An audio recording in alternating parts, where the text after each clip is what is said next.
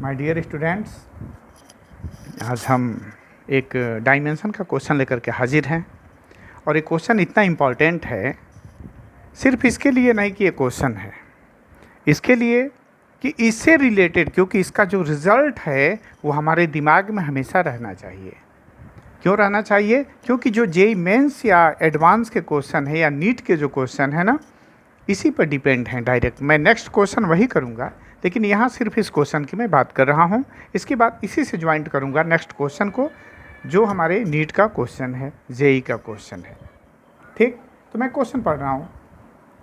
The frequency of A stretched string, जो frequency है एक खींचे हुए तार की, एक धागे की, depends upon the tension capital F, length small L of the string and the mass per unit length mu of the string.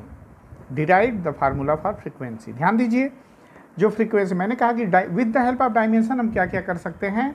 हम 3 काम कर सकते हैं। पहला, करेक्टनेस को हम चेक कर सकते हैं कि कोई फार्मूला करेक्ट है कि नहीं है। दूसरा, एक सिस्टम से दूसरे सिस्टम में हम जा सकते हैं। और तीसरा, जो सबसे बड़ा प्रूफ है, कि किसी नए फार्मूले का हम डेरिवेशन कर सकते हैं। तो हमसे क्या पूछ रहा है? हाँ, लेकिन जो डेरिवेशन हम करेंगे, जैसे फ्रीक्वेंसी फाइंड आउट यहाँ पे करना है इस क्वेश्चन में, the frequency of A stretched string, तो वो किन किन बातों पे डिपेंड करता है, अगर ये पता चल जाए तो हम डेरिवेशन को कर सकते हैं। ठीक, तो यहाँ स्टार्ट हम करते हैं। हाँ, तो मैं क्या बोल रहा था कि जो फ्रीक्वेंसी हमको फाइंड आउट करनी है, तो अगर हमको पता चल जाए कि frequency of A stretched string किन बातों पर डिपेंड करती है, बस इतना पता चल जाए, तो with the help of dimension हम नए फार्मूले को डेरिवेट कर सकते हैं। तो यहाँ फ्रीक्वेंसी किन बातों पे डिपेंड की, हमारा क्वेश्चन के अकॉर्डिंग क्या है कि डिपेंड्स अपॉन टेंशन एफ, तो मैं लिख दूँ एफ।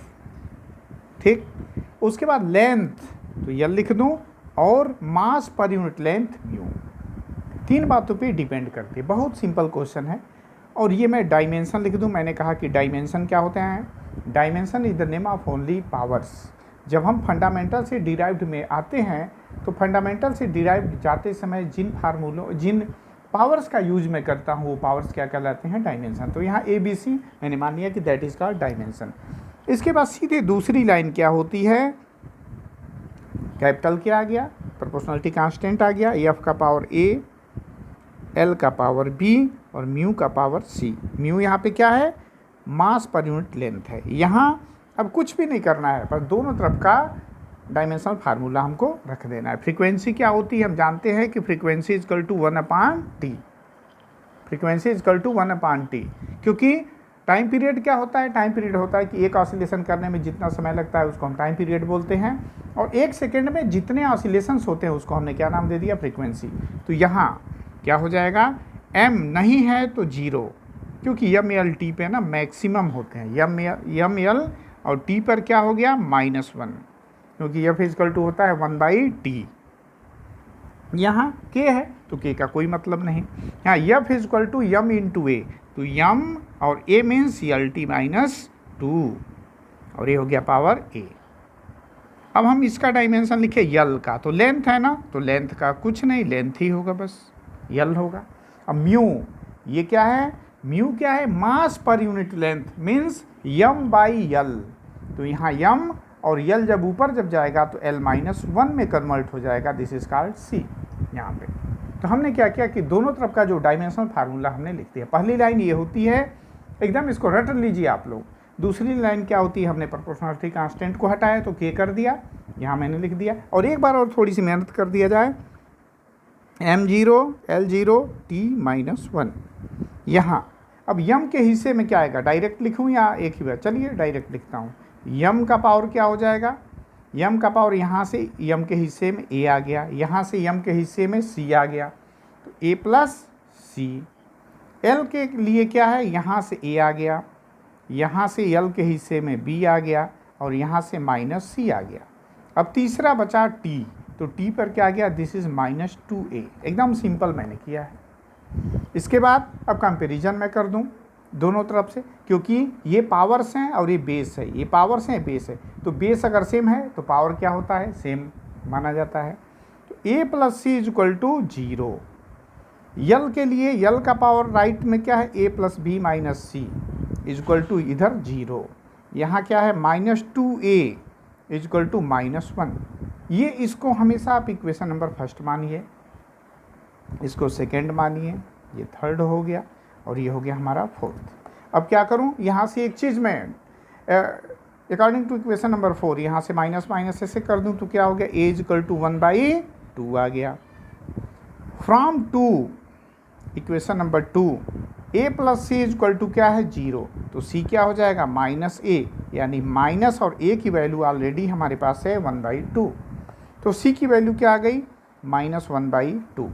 और जब इतना आ गया तो फिर with the help of equation number 3 मैं लिख दूं बाई इक्वेशन नंबर 3 मेरे पास क्या है a plus B minus C equal to 0, तो हमारे पास a भी है और c भी है, तो b क्या हो जाएगा c माइनस a, c इधर चला गया, this will convert in plus, a इधर माइनस हो गया, तो c की वैल्यू है -1/2 माइनस a का मतलब दिस इज 1/2, और ये दोनों मिलकर के क्या हो गए -हाफ, पहली बात तो साइन माइनस और ये 1 हो गए।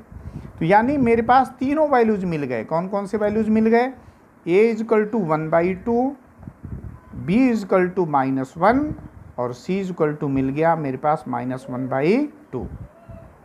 ठीक, अब ये क्या करूँगा, कुछ भी नहीं करना है, बस इक्वेशन नंबर फर्स्ट में मैं इसको रख दूंगा। तो इक्वेशन नंबर फर्स्ट में मैं रखता हूँ इसको, यहाँ से इक्वेशन नंबर फर्स्ट हमारा क्या है, f इजक्वल टू k, ठीक है, f power a, l power b और म्यू का पावर c, ये हमारा इक्वेशन नंबर फर्स्ट था। तो यहाँ से कुछ भी नहीं करना है, बस a b c की जो वैल्यू यहाँ पे रख देना है। तो f इजक्वल टू क्या हो गया k और f का पावर a का मतलब मैंने क्या फाइंड आउट किया 1/2, यल का पावर b का पावर मतलब -1 और म्यू जो मास पर यूनिट लेंथ था ना, तो इसका जो c है ये दिस इज -1/2। अब यहाँ से क्या मिला, f इजक्वल टू k, ये नीचे आ गया तो दिस विल यल, और 1/2 का मतलब अंडर रूट होता है, तो दिस इज f जो प्लस में है ऊपर हो गया, माइनस में जो है वो नीचे हो गया। तो इस तरह से मेरे पास फार्मूला क्या आ गया, f is equal to k by L under root f upon mu. और यहाँ प्रैक्टिकली यहाँ एक चीज़ मैं लिखना जरूर चाहूँगा, प्रैक्टिकली k इजक्वल टू होता है 1/2। प्रैक्टिकली अगर किया जाए कि f उतना रखा जाए, म्यू रखा जाए, यल रखा जाए और फ्रीक्वेंसी, तो हमारे पास k की वैल्यू क्या आ जाएगी 1/2। तो इसको मैं रखूँगा तो ये हो जाएगा k अपान 1/2 यल और under root f upon mu.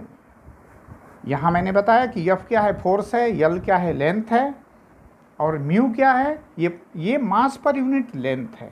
तो हमारी फ्रीक्वेंसी का जो फार्मूला आ गया 1/2l under root f upon mu. एक बार और मैं रिपीट कर दूं, मेरा क्वेश्चन क्या था कि हमको फ्रीक्वेंसी का एक तरह से डेरिवेशन करना था, एक स्ट्रेच स्ट्रिंग। तो फ्रीक्वेंसी किन बातों पे डिपेंड करती है, क्योंकि with the help of dimension हम 3 काम कर सकते हैं। पहला वर्क क्या कर सकते हैं, एक सिस्टम से दूसरे सिस्टम में जाना, दूसरा करेक्टनेस को चेक करना और तीसरा फार्मूले का डेरिवेशन करना। तो यहाँ मुझे फ्रीक्वेंसी, एक खींचा हुआ तार है जैसे गिटार वगैरह में होता है, तो फ्रीक्वेंसी मुझे फाइंड आउट करनी है वो किन बातों पे डिपेंड है। अगर इतना पता चल जाए कि किन बातों पे डिपेंड है तो हम फ्रीक्वेंसी को फाइंड आउट कर सकते हैं। तो 3 बातों पे इसने डिपेंड किया। एक टेंशन, ध्यान दीजिएगा, टेंशन का मतलब फोर्स ही होता है, इससे ज़्यादा कुछ भी नहीं होता है। दूसरा उसने लेंथ पे, जो तार है ना, तार के लेंथ पे डिपेंड किया। और तीसरा मास पर यूनिट लेंथ पे। जैसे यहाँ पे मैं बना भी दूँ एक छोटा सा ऐसे करके, यहाँ पे ये तार बंधा हुआ है, तो ये टेंशन हो गया, दूसरी इसकी लेंथ हो गई और उसके बाद तीसरी बात मास पर यूनिट लेंथ हो गया। तो मैंने क्या किया, डायरेक्टली प्रोपोर्शनल कर दिया, उसके बाद इक्वल टू किया तो क्या आ गया। यहाँ ABC मैंने क्या लिखा, डायमेंशंस। और डायमेंशन सिर्फ पावर के सिवा कुछ होता ही नहीं है। फंडामेंटल से डिराइव्ड बनाते समय जिन पावरों का यूज हम करते हैं उसको हम क्या बोलते हैं, डायमेंशंस। और इसके बाद दोनों तरफ का मैंने डायमेंशन रख दिया, फिर मैंने कंपैरिजन किया, बेस अगर सेम है तो फिर हमारा पावर सेम होता है। यहाँ ABC की वैल्यू निकाल के हमने क्या किए, इक्वेशन नंबर फर्स्ट में मैंने रख दिया, हमारा आंसर आ गया। तो ये फ्रीक्वेंसी का फार्मूला हो गया। अब याद ये रखना है, ये इंपॉर्टेंट नहीं है, इम्पॉर्टेंट क्या है, जेई के न्यूमेरिकल्स हैं और नीट के जो मैं नेक्स्ट वीडियो में बताने जा रहा हूँ, F is equal to 1/2l √f/μ। इसको एकदम रट लीजिएगा आप सब लोग कि ये फ्रीक्वेंसी ऑफ स्टेज शिफ्टिंग क्या होती है। Thank you.